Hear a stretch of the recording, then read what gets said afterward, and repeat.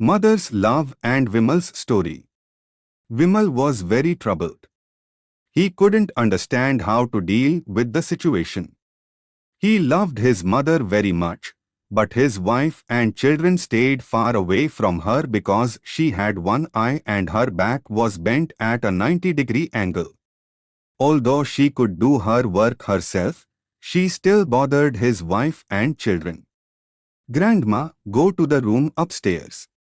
My friends are coming," Vimal's son Akhil said rudely. "But son, I am sitting very far away here," Vimal's mother said lovingly. "No, don't stay in front of them. They tease me," Akhil shouted. "What happened, Akhil? Why are you shouting?" Vimal's wife Kamini called out from the kitchen. "Look, Mom, Grandma is sitting here in the drawing room, and my friends are coming," Akhil complained. "Mother-in-law, go upstairs. Why do you embarrass us?" Kamini said, siding with her son. Poor Saraswati quietly got up and started going upstairs with the help of the railing. Due to her bent back, she had a lot of trouble climbing the stairs, but she gathered all her strength and went to sit in a lone corner room upstairs. Vimal was listening to everything from the adjacent room. He felt pained seeing his mother humiliated but was helpless. If he said anything, his wife and children would oppose him. Their arguments also seemed valid. Since he was an administrative officer, his social status was very high, and his in-laws belonged to an elite family. Therefore, he quietly watched his mother being humiliated every day. At night, Vimal's wife said, "Look, do something now." Yesterday, the collector's wife came. Mother-in-law met her in her rustic manner. I felt very ashamed to introduce her as my mother-in-law. I told her she was a distant relative who had come for treatment. Vimal felt like crying, but he remained silent. He couldn't figure out what to do. Saraswati understood her son's state of mind very well and endured everything silently to avoid causing him any distress. Vimal became very sad. On one side, there was the commitment to live up to the family and social status, and on the other side, his mother. Finally, the mother could no longer bear to see her son's condition. One day, she said to him, "Vimal, it's been a long time. I want to go back to my village. Take me there, I don't feel at peace here." "But mother, there's no one there to take care of you. How will you manage?" Vimal asked in surprise. "Oh, all the villagers are there, and your uncle lives in the same village. Besides, we'll make all the necessary arrangements," Kamini said, as if her heart's desire had been fulfilled. "Yes, son, your wife is right," Saraswati said with a deep sigh.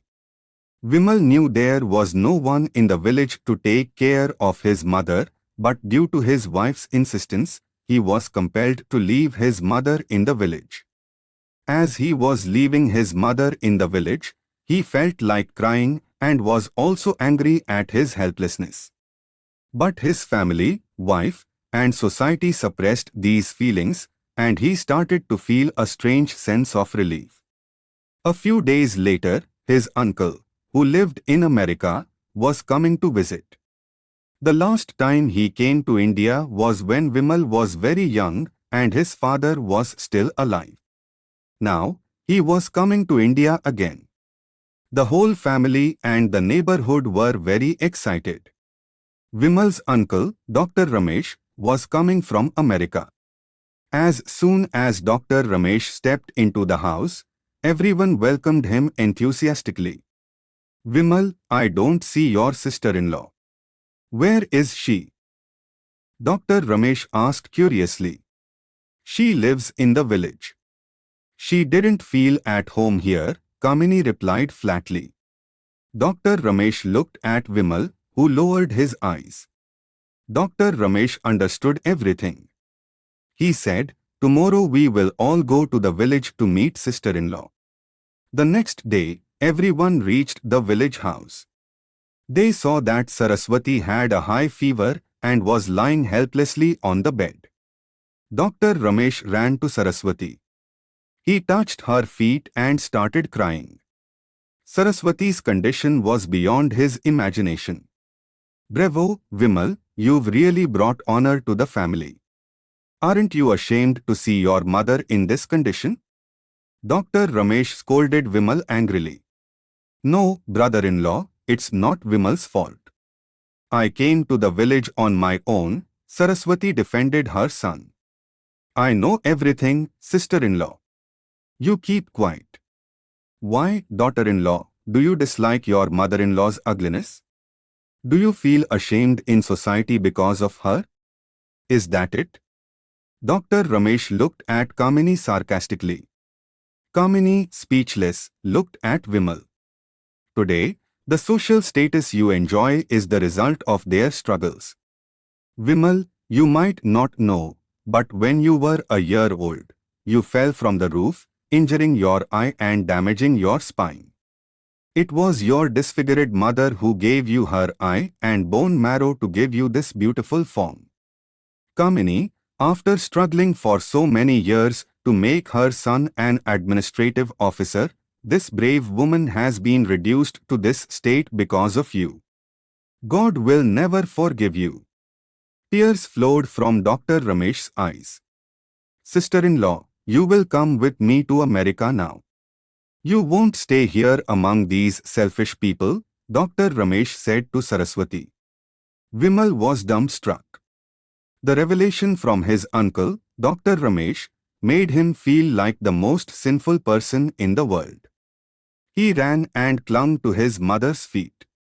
Mother, my crime is unforgivable. I stayed silent knowingly and let you be insulted. Now, you will be the only one to stay in this house with me. No one else, Vimal said, glaring at his wife and children. Kamini was also filled with remorse but didn't have the courage to meet Saraswati's eyes. Understanding Kamini's state of mind, Saraswati called her lovingly and scolded Vimal, if you dare to separate my daughter-in-law from me, I will throw you out of the house. Kamini and the children fell at Saraswati's feet, asking for forgiveness for their behavior, and Saraswati's heart forgave them all.